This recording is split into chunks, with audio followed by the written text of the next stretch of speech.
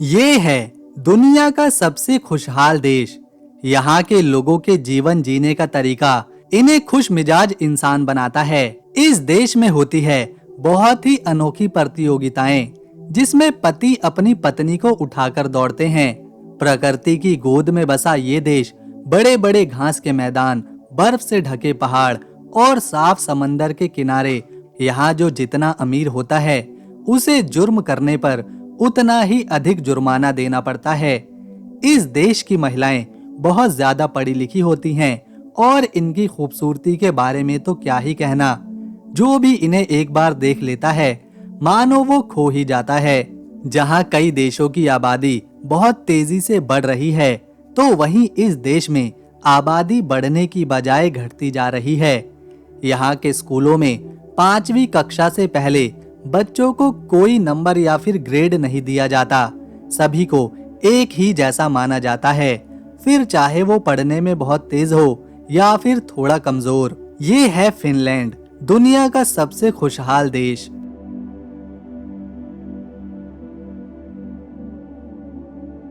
ये वो पहला यूरोपीय देश भी है जिसने महिलाओं को वोट डालने का अधिकार दिया था। आज फिनलैंड दुनिया भर में पुरुष और महिला को समान रूप से देखने वाले देशों में पहले नंबर पर गिना जाता है। साल 1906 में यहाँ की महिलाओं ने पहली बार मतदान किया था और इसके ठीक एक साल बाद यहाँ की महिलाओं को चुनाव लड़ने का भी अधिकार मिल गया था। इस बात से पता चलता है कि फिनलैंड में महिलाएं अपनी भूमिका बहुत पहले से देती आ रही हैं। इस देश में महिलाओं को हर तरह से आजादी मिलती है। यहाँ देह व्यापार कानूनी रूप से मान्य है, पर यहाँ की महिलाएं इस काम को नहीं करती, बल्कि यूरोप के दूसरे देशों से आई महिलाएं इस काम को करती हैं। 2010 की एक रिपोर्ट के मुताबिक लगभग 70% ऐसी महिलाएं थीं जो फिनलैंड की नहीं थीं, पर इस काम को कर रही थी। ये है हेलसिंकी, फिनलैंड की राजधानी, इसका दिल, जो यहाँ का सबसे खूबसूरत शहर है। देश की आधी से भी ज्यादा आबादी इसी शहर हेलसिंकी में बसती है। इस खूबसूरत शहर को 1950 में गस्तावस वासा ने बसाया था, लेकिन इसे पहचान मिली 1812 में, क्योंकि उस समय ये शहर रूस की राजधानी हुआ करता था। यहाँ की वास्तुकला और ठंडे इलाकों में रहने की इमारतों का डिजाइन बेहद ही खास और सुंदर है। हेलसिंकी में सेंट्रल स्टेशन एक प्रमुख जगह है। इसके अलावा हेलसिंकी कैथेड्रल, जो कि एक चर्च है, ये भी यहाँ पर काफी ज्यादा प्रसिद्ध है। टूरिस्ट यहाँ लगातार आते रहते हैं इसकी बनावट और खूबसूरती देखने। साथ ही साथ इस शहर में सोविंटोलिन एक किला है, जो कि समंदर किनारे मौजूद है। ये इतना खास और पुराना है कि इसे यूनेस्को ने अपनी वर्ल्ड हेरिटेज साइट्स में शामिल किया हुआ है। ये किला स्वीडन के राजा एडवर्ड अगस्टस ने 1748 में बनवाया था। पहले इसे स्वीबॉर्ग के नाम से जाना जाता था, लेकिन 1812 में जब रूस ने यहाँ कब्जा किया तो इसका नाम बदलकर स्विंटोलिन कर दिया था। फिनलैंड में एक अनोखी चीज होती है जिसे सोना कहा जाता है। लगभग यहाँ के हर घर में इसे बनाया जाता है। इसमें लकड़ी की झोपड़ी होती है, उसमें पत्थरों को गर्म किया जाता है, पानी को गर्म करके रखा जाता है, भाप छोड़ी जाती है, जिसमें लोग आते हैं, परिवार के लोग या फिर दोस्त। ये लोग यहाँ अपने शरीर को पेड़ों की पत्तियों से साफ करते हैं। उस गर्म झोपड़ी में घंटों समय बिताते हैं ताकि उनके शरीर से पसीना निकले और ताजगी महसूस करी जा सके। ये यहाँ की संस्कृति का एक अहम हिस्सा है, जिसे फिनलैंड के लगभग सभी घरों में देखा जा सकता है। ये देश उन कुछ खास देशों में से एक है जहाँ की आबादी लगातार घटती जा रही है। इसीलिए यहाँ की सरकार बच्चा पैदा करने पर पैसे देती है। जब यहाँ एक परिवार में किसी बच्चे का जन्म होता है, तो माता पिता को हर महीने पैसे दिए जाते हैं, जो परिवार के खर्चों और बच्चे पर होने वाले खर्चों में उनकी मदद करते हैं। इसके अलावा इस देश में जब माता पिता एक बच्चे को जन्म देते हैं, तो उन्हें छुट्टियां भी दी जाती है, जिसकी तनख्वाह भी नहीं काटी जाती। ये छुट्टियां दोनों को इसलिए मिलती हैं ताकि वो छोटे बच्चे की देखभाल अच्छे से कर सकें। इन छुट्टियों के उन्हें अलग से पैसे भी दिए जाते हैं। इसके अलावा माँ को एक अलग से पैकेज मिलता है जिसमें बच्चे के लिए कपड़े, बिस्तर, झूला, जूते और दूसरे जरूरी सामान होते हैं। इससे परिवार को काफी मदद मिलती है और उनका एक भी पैसा खर्च नहीं होता। इसके बाद जब बच्चा थोड़ा बड़ा हो जाता है तो उसकी स्कूल की फीस, किताबें, ड्रेस, यहाँ तक कि ट्यूशन की फीस भी सरकार ही भरती है। बच्चे के स्वास्थ्य और बीमारी दोनों को ध्यान में रखते हुए इसका खर्चा भी यहाँ की सरकार ही उठाती है। दोस्तों, फिनलैंड में जमा देने वाली ठंड पड़ती है। इतनी ठंड पड़ती है कि सर्दियों का मौसम 8 से 9 महीने तक रहता है, जबकि गर्मी केवल 3 महीने की आती है। इस देश में कई इलाके ऐसे हैं जब गर्मी के दिनों में सूरज रात में डूबता ही नहीं। सुबह के 3 बजे भी मानो लगता है यहाँ दिन ही हो रहा हो। गर्मियों के मौसम को यहाँ खूब एंजॉय किया जाता है, मानो कोई त्योहार आ गया हो। सर्दियों के मुकाबले दुकानों पर, सड़कों पर लोगों की भीड़ बढ़ जाती है। यहाँ एक आइस रेस्टोरेंट है जो किसी फ्रिज की तरह ठंडा है। इस रेस्टोरेंट की हर चीज बर्फ से बनी है। कुर्सी, टेबल, सीढ़ियाँ, छत, दीवारें, सभी कुछ इन्हें सर्दियों के मौसम में बनाया जाता है और गर्मी में ये अपने आप पिघल जाते हैं। इन्हें हर साल ये लोग दोबारा बनाते हैं। इनके डिजाइन देखने लायक होते हैं। लोग यहाँ आते हैं, एक अलग अनुभव करते हैं। यहाँ पर खाना जैसे ही बनता है उसे तुरंत परोस दिया जाता है, क्योंकि ठंड इतनी होती है कि कुछ ही मिनटों बाद वो खाना पूरी तरह से ठंडा हो जाता है। यहाँ के लोगों को आइसक्रीम खाना बहुत पसंद है। ये लोग मानते हैं आइसक्रीम खाने से इन्हें गर्मी मिलती है। ये है बाल्टिक सागर, जो कि स्वीडन और फिनलैंड को आपस में जोड़ता है, लेकिन सर्दियों के मौसम में ये पूरी तरह से बर्फ से ढक जाता है। लगभग 6 महीनों तक ये सागर बर्फ से जमा रहता है, क्योंकि इस रास्ते से जहाज गुजरते हैं। गैस का, पेट्रोल का और दूसरे जरूरी सामानों का आदान प्रदान किया जाता है। इसीलिए इस समंदर में बर्फ को हटाना जरूरी हो जाता है। ये है आइस ब्रेकर शिप, जो इस सागर में जमी हुई बर्फ को हटाने का काम करती है। ये शिप बहुत बड़ी होती है, जो एक बार में एक मोटी बर्फ की परत को हटाते हुए आगे बढ़ती जाती है। इसमें से कुछ आइस ब्रेकर जहाजों को टूरिस्टों के लिए भी इस्तेमाल किया जाता है, ताकि वो इस विशालकाय मशीन को काम करते हुए देख सकें। इसके अलावा टूरिस्टों को एक खास तरह का सूट दिया जाता है, जिसे पहनकर वो इसे -30 डिग्री सेल्सियस के तापमान वाले पानी में जाकर तैर सकते हैं। ये सूट वाटरप्रूफ होता है, इन्हें डूबने नहीं देता। पर्यटक इसे पहनते हैं और अनोखे वातावरण का -30 डिग्री सेल्सियस ठंडे पानी का एहसास करते हैं। ये एक कमाल का अनुभव रहता है। ये खूबसूरत देश 3,38,462 स्क्वायर किलोमीटर के एरिया में फैला हुआ है, जो कि यूरोप के बड़े देशों में गिना जाता है। जबकि एरिया के मुताबिक फिनलैंड दुनिया का 64वां बड़ा देश है। जितने लोग यहाँ रहते हैं उसके मुताबिक इसका क्षेत्रफल बहुत बड़ा है। 1 स्क्वायर किलोमीटर में यहाँ सिर्फ 18 लोग रहते हैं और ये संख्या उत्तरी फिनलैंड में और कम हो जाती है।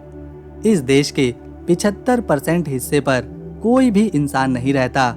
इस 75% हिस्से पर जंगल, झील और समंदर नजर आते हैं। बहुत ही कम लोग हैं जिन्होंने कभी पोलर बियर को देखा हो, लेकिन फिनलैंड के कई इलाकों में ये खास जानवर देखने को मिलता है, खासतौर पर इसके उत्तरी हिस्से में।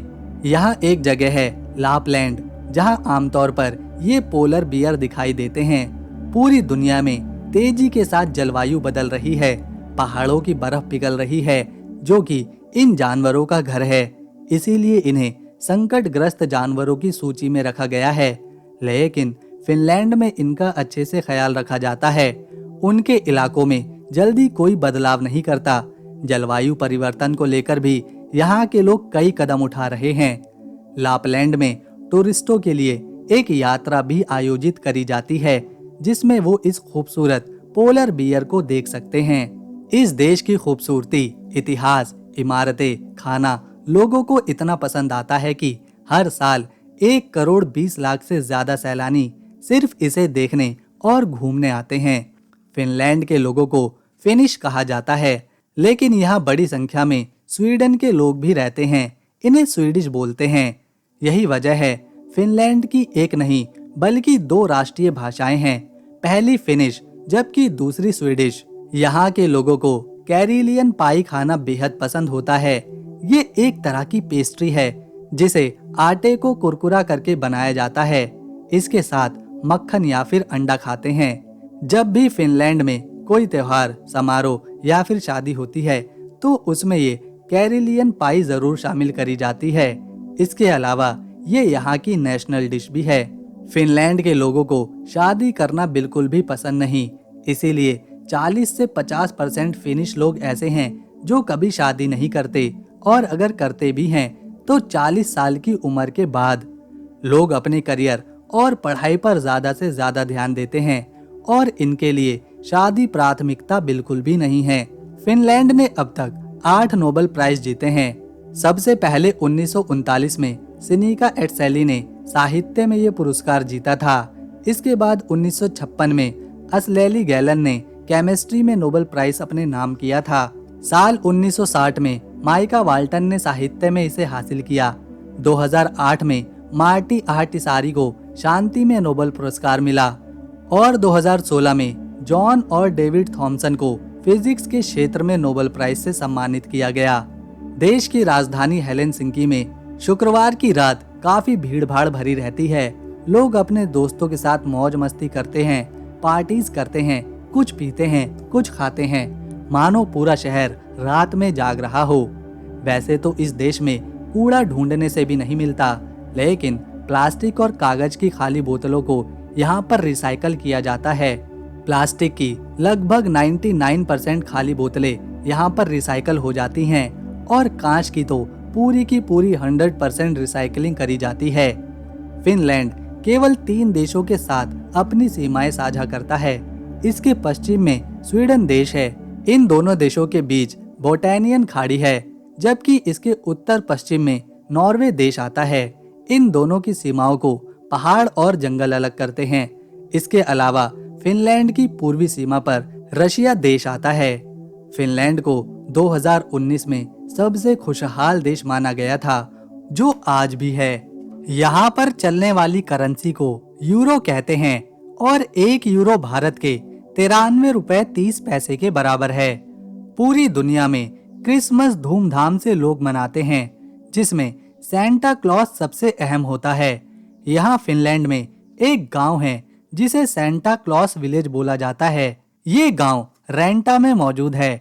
टूरिस्ट यहाँ भारी संख्या में आते हैं, सेंटा क्लॉस से मिलते हैं, उनके साथ फोटो खिंचवाते हैं। इसके अलावा इस गांव में सेंटा क्लॉस का एक ऑफिस भी है। सेंटा क्लॉस विश मांगने पर लोगों की विश पूरी करते हैं। ऐसी कहानियों की शुरुआत यहीं से करी गई थी। वर्ल्ड हैप्पीनेस इंडेक्स की रिपोर्ट के मुताबिक पिछले कई सालों से ये देश खुशहाली में नंबर 1 पर है। इसके पीछे की वजह है यहाँ पर सभी लोगों को डॉक्टर्स के पास जाने के लिए पैसे नहीं देने पड़ते। ज्यादातर बीमारियों का खर्चा सरकार खुद उठाती है। यहाँ मेडिकल इलाज अच्छे से किया जाता है। इसके अलावा यहाँ पर हर चीज मुफ्त है। यहाँ प्रकृति बहुत ही सुंदर और साफ है। यहाँ के लोगों को साफ हवा और पानी मिलता है। बच्चों को पढ़ाने का भी कोई खर्चा नहीं। यहाँ पर शिक्षा बिल्कुल मुफ्त है। फिनलैंड की शिक्षा प्रणाली सबसे अलग और खास मानी जाती है। यहाँ बच्चों को धीरे धीरे और आसान तरीके से प्रैक्टिकल के साथ पढ़ाया जाता है और 5वीं कक्षा तक सभी बच्चों को एक जैसा ही माना जाता है। इसीलिए यहाँ के स्कूलों में किसी तरह का कोई ग्रेड सिस्टम नहीं है। किसी भी बच्चे को नंबर नहीं मिलते। फिनलैंड उन देशों में गिना जाता है जहाँ का पासपोर्ट बहुत ही ताकतवर है। इस देश के पासपोर्ट से बिना वीजा के कोई भी 190 देशों में घूम सकता है। इसी वजह से यहाँ का पासपोर्ट दुनिया का तीसरा सबसे ताकतवर पासपोर्ट है। इस देश में 56 लाख की आबादी है, जिसमें से 27 लाख पुरुष हैं और लगभग 29 लाख के आसपास महिलाएं। फिनलैंड के लोगों को शांत रहना काफी पसंद होता है। ये जल्दी से नहीं बोलते, लेकिन अगर इन्होंने एक बार बात करनी शुरू करी तो फिर ये चुप भी नहीं होते। यहाँ के 87% लोग शहरों में अपनी जिंदगी बिताते हैं क्योंकि वहाँ उनके पास करने के लिए काम होता है। उन्हें शहरों की आधुनिक सुविधाएं मिल जाती हैं। तो वहीं 13% लोग आज भी ऐसे हैं जो अपने गांव में रहना पसंद करते हैं। इस खूबसूरत देश को द लैंड ऑफ 1000 लेक्स भी कहा जाता है। 70% से भी ज्यादा जमीन पर यहाँ सिर्फ जंगल ही जंगल है और यहाँ 1,88,000 छोटी बड़ी झीलें हैं, जिसमें से कुछ तो बहुत ही प्रसिद्ध हैं, जैसे कि लेक साइमा। ये फिनलैंड की सबसे बड़ी झील है और दुनिया की छठी सबसे बड़ी साफ पानी की झील भी। ये अपनी सुंदरता, मछलियों और बोटिंग के लिए फेमस है। यहाँ पर लोग अक्सर मजे करने आते हैं। इसके अलावा लेक इनारी भी यहाँ का काफी प्रसिद्ध है। ये फिनलैंड के उत्तर में आर्कटिक सागर से जुड़ा हुआ है। यहाँ स्नो मोबाइलिंग, आइस फिशिंग और बड़ी संख्या में लोग कैंपिंग करने आते हैं। ये है लेक पाइजाने, जो इस देश की दूसरी सबसे बड़ी झील है। साथ ही साथ ये झील यहाँ के नेशनल पार्क का भी हिस्सा है। यहाँ पर भी लोग अपना खाली समय बिताने आते हैं और खूब एडवेंचर करते हैं। वयाजार्बी झील फिनलैंड के ताम्परे शहर में है। यहाँ समंदर का किनारा लोगों को अपनी तरफ खींच लाता है। फिनलैंड में एक बहुत ही अनोखा कंपटीशन हर साल आयोजित किया जाता है, जिसमें पति और पत्नी हिस्सा लेते हैं। पति को अपनी पत्नी को कंधे पर या फिर पीठ पर उठाकर दौड़ना होता है, जिसमें पानी का एक तालाब पार करना पड़ता है। जो पति अपनी पत्नी को कंधे पर उठाकर सबसे पहले पानी को पार करता है, वो जीत जाता है और उसे बदले में पीने के लिए ढेर सारी बियर दी जाती है। ये लोग इस प्रतियोगिता को बड़े ही मजे से देखते हैं। ये प्रतीक है एक पत्नी और पत्नी के विश्वास का, जिसे फिनलैंड के ज्यादातर लोग खेलते हैं। दोस्तों, फिनलैंड में कुछ बेहद ही अनोखे तरीके से जुर्माना वसूल किया जाता है। यहाँ जो जितना अमीर होता है, उसकी जितनी इनकम होती है, उसी के आधार पर उससे जुर्माना वसूला जाता है। साल 2002 की बात है, जब नोकिया कंपनी के मालिक जॉर्मा ओलिला ने फिनलैंड की सड़क पर बहुत तेज कार चलाई थी। उस रोड पर कार की लिमिट 55 किलोमीटर प्रति घंटे की थी। फिर भी ओलिला ने अपनी कार 75 किलोमीटर प्रति घंटे की रफ्तार से भगाई, जिस वजह से उनका चालान हुआ। क्योंकि ओलिला काफी अमीर थे, तो उन पर ओवर स्पीडिंग का चालान हुआ उनकी इनकम के मुताबिक। और आपको जानकर हैरानी होगी, उन्हें 1,21,000 यूरो का चालान भरना पड़ा, जो इंडिया की करेंसी में 1,06,48,000 रुपए बनते हैं। तो दोस्तों, ये था सबसे खुशहाल और खूबसूरत देश फिनलैंड। अगर आपको हमारी ये वीडियो और इन्फॉर्मेशन पसंद आई तो इस वीडियो को एक लाइक दें, शेयर करें और चैनल को सब्सक्राइब कर बेल आइकन जरूर दबाएं, ताकि आने वाली नई वीडियो की अपडेट आपको मिले सबसे पहले। ये है हेलेसिंकी विश्वविद्यालय। इस विश्वविद्यालय की स्थापना 1640 में हुई थी, जब इसे रॉयल एकेडमी ऑफ तुर्कू के रूप में तुर्क शहर में स्थापित किया गया था। और उस समय ये देश स्वीडन साम्राज्य का हिस्सा था। 1828 में तुर्कू में लगी आग के बाद इसे हेलेसिंकी में स्थानांतरित किया गया और इसका नाम इंपीरियल अलेक्जेंडर यूनिवर्सिटी इन फिनलैंड रखा गया। फिनलैंड की आज़ादी के बाद इसे हेलेसिंकी विश्वविद्यालय के रूप में जाना गया। ये फिनलैंड का सबसे पुराना और सबसे बड़ा विश्वविद्यालय है। यहाँ से कई जानी मानी हस्तियों ने अपनी पढ़ाई पूरी करी है और दुनिया को कई खोजें दी हैं, जैसे लिनुस टॉवरवॉर्ट्स और तार्जा हेलोनेन, जो आगे जाकर फिनलैंड देश की पहली महिला राष्ट्रपति भी बनी।